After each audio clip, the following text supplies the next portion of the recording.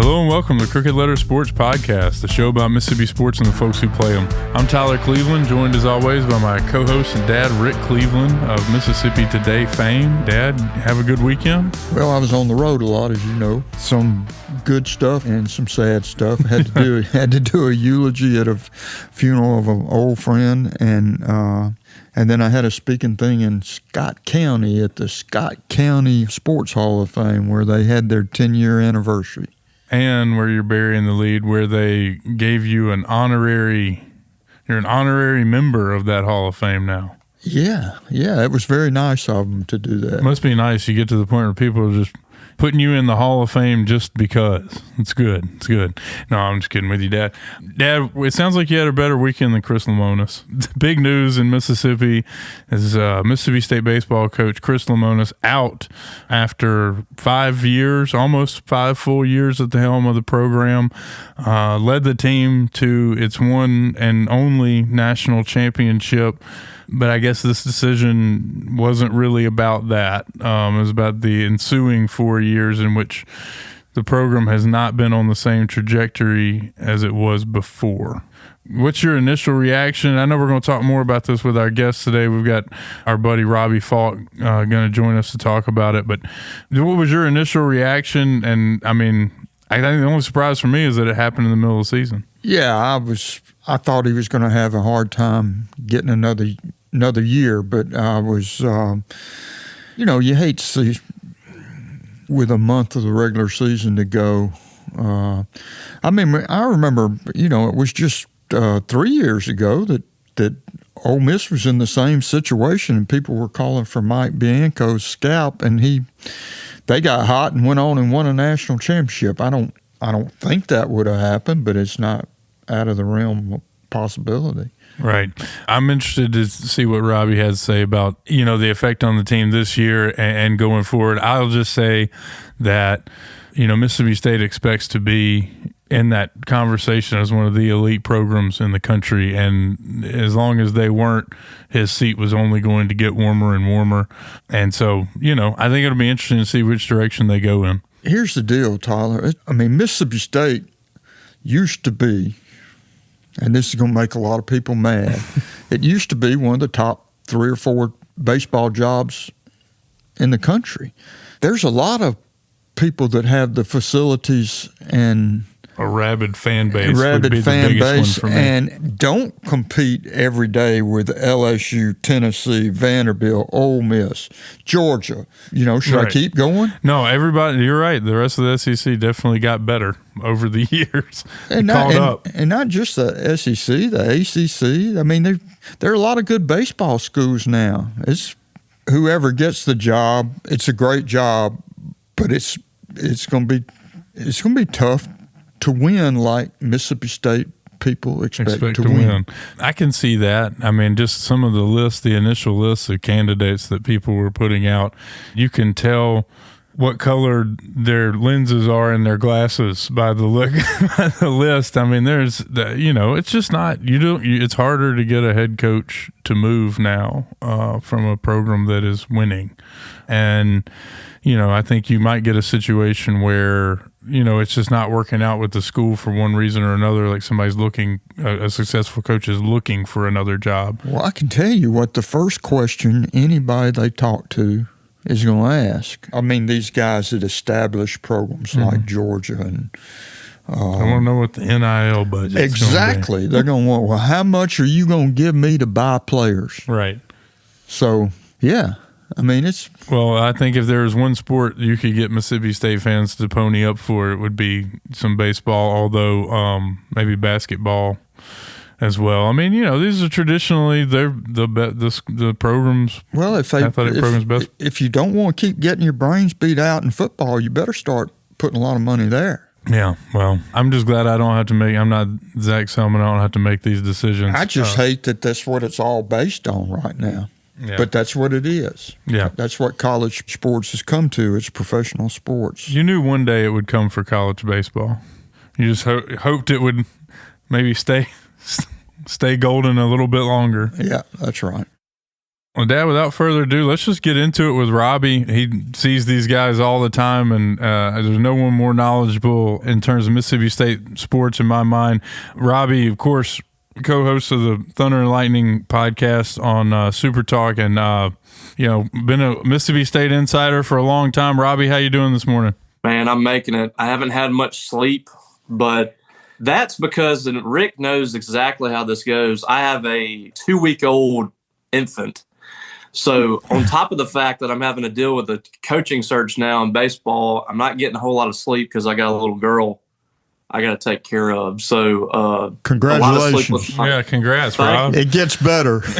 Yes, I know. I got a 6-year-old, and I'm having to reconfigure how all this works with the little one because it's been 5.5 years since I've dealt with this. So, yeah, this has been an experience all over again. Well, the good news is you ought to have a coaching search template saved at this point. You've been through enough of these things. It's odd to do it in baseball at Mississippi State. You know what I mean? It's just an interesting situation where you've got a program that, as we were talking right before you joined us, a program that at one point was a top 5 job in college baseball. And you can argue whether it still is or not, but I will say there's a lot more programs now that care.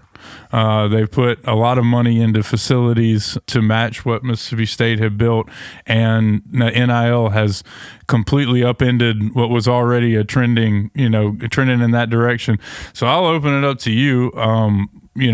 What do we think about this job right now, and what ultimately do you think doomed Chris Lemonis? Well, what doomed Chris Lemonis, I think, was I think there was a little bit of complacency after that national championship. I think there was a time period where I think everybody was on that high. I mean, you heard it from the players preseason in 2022. There was a little bit of overconfidence with that team, and I think a lot of people got a little fat on the hog, I guess you could say. And I'm not blaming all that on Chris Lemonis. I think a lot of people did that. And I don't know if he truly ever embraced the transfer portal. And I think that's a huge part of this era of college sports. If you're not all in on the transfer portal, you're going to be in trouble. And you don't have to have a roster every year full of transfer portal players. It doesn't have to be, a Lane Kiffin or Chris Jans is kind of moving in that direction. You're seeing a lot of changeover on his roster for Mississippi State basketball. It doesn't have to be that way. I think that you can succeed a little bit in both ways, but I don't think he ever truly loved getting involved in that transfer portal deal. And I think that hurt him, especially the first couple of years. And his last 2 rosters have been much better than those first 2 years after the national championship. But I do think that there was a little bit of resting on your laurels a little bit from this program right after the national championship, instead of putting the foot on the gas and just letting the dam burst, if you will. I thought that this program was really about to explode after that national championship. Because Chris Lemonis' first 2 full seasons, he had 50 wins. He won 20 SEC games. He went to the College World Series twice. He finally gave Mississippi State what it had never had in the national championship. And it really felt like you had the right guy in place. He was going to be here for 20 years. You're going to win multiple national championships. And he was going to be up there with Ron Polk with the greatest of all time. And unfortunately, it didn't happen. And for whatever reason, it just did not get back to where it was. Robbie, the biggest change in college sports, obviously, during the time we're talking about, over the last 4 years, is NIL and the transfer portal. And you've already mentioned the transfer portal. The first question, anybody they talk to about this job is going to ask is, well, how much money am I going to have? How much money will we have to spend on talent? Because that's what it comes down to these days. Do you know where State stands on that right now? Are they in the top echelon as far as NIL money? I'm not sure where everybody else is. I know that Mississippi State is very competitive with the top names in college baseball when it comes to NIL. There's been some people that around that program that will tell you that they're not, but I don't believe that to be true. I think that Mississippi State has had the ability to go out there and get top-end talent in the transfer portal, and I'm talking Paul Skeens, Braden Montgomery, Ava Arquette, who was at Oregon State last year, or was at Washington and went to Oregon State this year. Mississippi State was in the game with him, had a very generous NIL deal set up for him, and he went to Oregon State for less money. So NIL has not been an issue for Mississippi State baseball. And from what I understand, they have a very healthy pot in place for whoever this coach is. There is a pretty big selling point for Mississippi State this time around, and a lot of people have wondered where Zach Selman sits on baseball and whether or not it should be a priority sport for Mississippi State. I believe that he wants to give the most resources he can that makes sense to baseball, but he obviously puts basketball and football at a higher priority because they are your revenue sports. But contrary to popular belief with the people that don't like Zach Selman, he is willing to make a really, really good hire, a big splash hire during this cycle. And with that comes the NIL funds. I believe Mississippi State has those in place to present to the next head coach. Well, in terms of a splash hire, and we were kind of talking before you joined us about how tough it is to get an established head coach to leave somewhere they are winning. But I mean, you look at some of these, I just hope that they go in the direction that it's like, you see a guy from a smaller conference and you don't just immediately dismiss, you know what I mean, because that's beneath us or whatever. If the NIL money is going to be good and the guy whoever it is, has a proven track record of being able to identify and attract talent, I think there's a lot of good coaches out there. It's just going to be maybe tougher than it used to be to peel somebody away from a big time, a big program somewhere. I mean, have you, I know you've got a hot list. What do you think about maybe what direction they'll go in? Yeah, 100%. I've always felt like it was much more difficult in baseball, especially to go after a sitting head coach that is successful, that is having a good experience at his school. I do wonder if that has shifted a little bit, and that some of these coaches, they might not have the resources at their school, and they feel like they're not going to be able to win as big as they might have a few years ago, and maybe they do jump. So I don't know. I've always been of the opinion like you that it's hard to go out there and just go hire a sitting Power 4 head coach just because your program is viewed differently or you can give more money to that coach. I go back to the 2018 search that Mississippi State had with John Cohen, and we're mentioning names like Jim Schlossnagle for that job and coaches like that. Tim Corbin's name came up, Kevin O'Sullivan. And at the end of the day, you went and hired Indiana's coach who had never been to a College World Series, who had been to a couple of regionals. It's very difficult to go out there and hire a head coach at this stage. So I'm interested to see how this plays out. We saw LSU a couple of years ago. They went and got Jay Johnson. That was a true power move by LSU. We will see how Mississippi State is viewed during this cycle if they're able to go out there and go get a big name like a Jay Johnson. If they're able to do that, then I think we can truly put Mississippi State above a lot of teams in the upper echelon in college baseball, and we can definitively say that they have the resources available to be a top-notch program. And what I've said about Mississippi State, too, is like the people in the state of Mississippi and Mississippi State fans in general, they view this program a lot differently than other people in college baseball. And what I mean by that is that they love baseball. They live and breathe baseball. I don't think that you can find a fan base that supports baseball quite like Mississippi State. But at the end of the day, this is a program that's only won one SEC championship in 35 years. They've won one national title. They've done some really big things, but they have not done what LSU has done.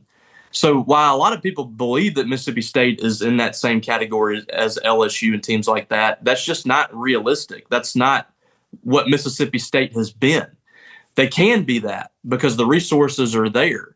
But until they do that, we can't talk about Mississippi State in the same category as LSU and Texas and some of these places that have the resources and they have the trophy case.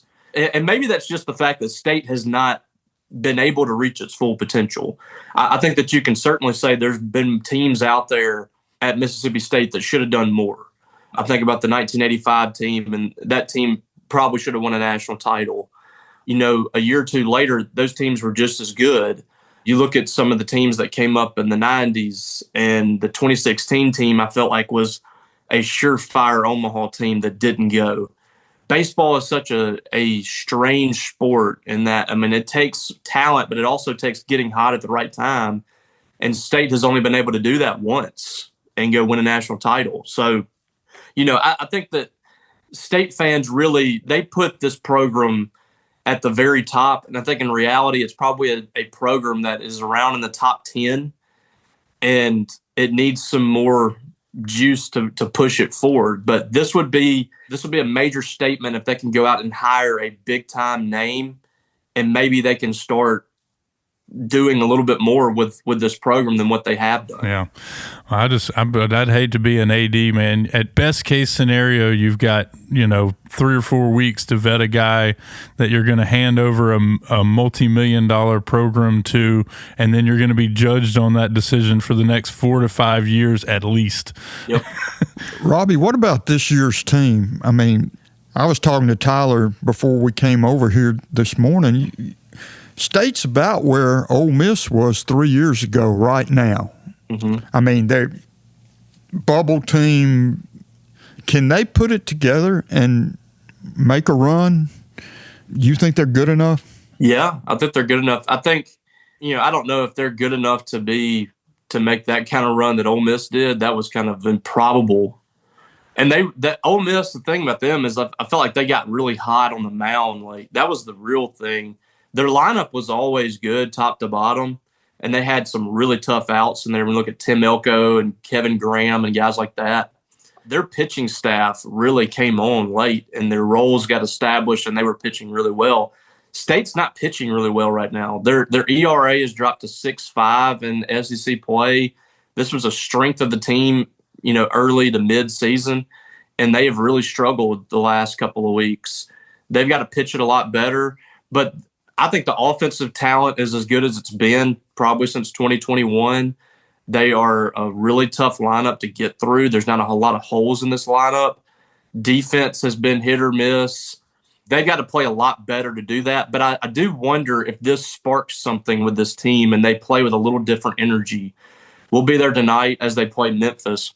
And I'm very interested to see what kind of demeanor they have and how they play the game tonight. Justin Parker's leading the team now, the pitching coach. Jake Gautreaux has been an interim head coach at Tulane before, and he's been with this program since 2018. So you have a lot of familiarity still in that dugout, and everybody's still confident with the coaches that are in there. I'm just very interested to see, because a lot of times, I mean, you guys have covered a lot of sports. When you see these coaching changes in the middle of the season, it's like a new energy comes throughout the fan base and the team. And I am very interested to see if that happens with this Mississippi State team, if they find some kind of new energy. That 2018 team, and they fired Andy Cannizaro after 3 games, after losing to Southern Miss those 3 games. They were at one point, I think, 1-8 in SEC play.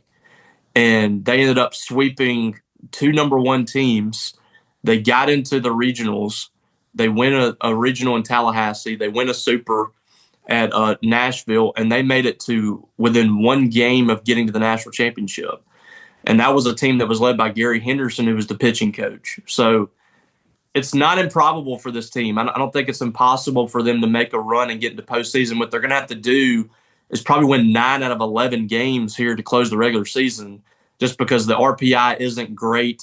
They need to probably get to 14 SEC wins. That means they need to go 7-2 the rest of the way. It's going to be very difficult, but it's not impossible. They're not playing a gauntlet. They got Ole Miss in there, who's really tough. They got a Kentucky team that's been just okay, and they got one of the worst teams in SEC history at the end. So it's not impossible. I could certainly see it. That's Pokey would say that's baseball. I mean, it could happen.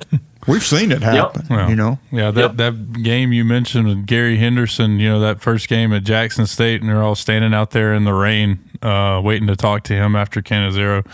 I did not think that season was going to end with all of us playing beer pong in Omaha. I'll say that. So weird things happen in baseball. Henry's. That's right. Weird things happen in baseball. Robbie, thanks so much for joining us, man, on such short notice. Really appreciate everything that you do. If our listeners, if you're looking for more on this, their emergency pod yesterday, right after the news broke, fantastic breakdown.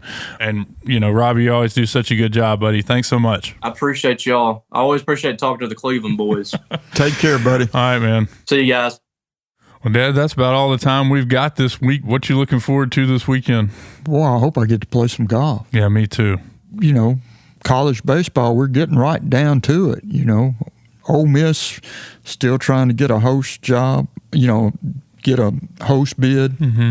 Southern Miss coming off a 4-0 week. They're trying to, make some noise and doing a pretty good job of it. And it's going to be interesting to see how this state team reacts. Yeah, I'm with you there. Oh, and Tyler, congratulations to Delta State for winning the Gulf State Conference Championship. Rodney Batts has got it going in Cleveland, and it's good to see Delta State back where they belong. Yeah, absolutely. I'll second that. You guys have a safe week out there. We'll talk to you in this space next week.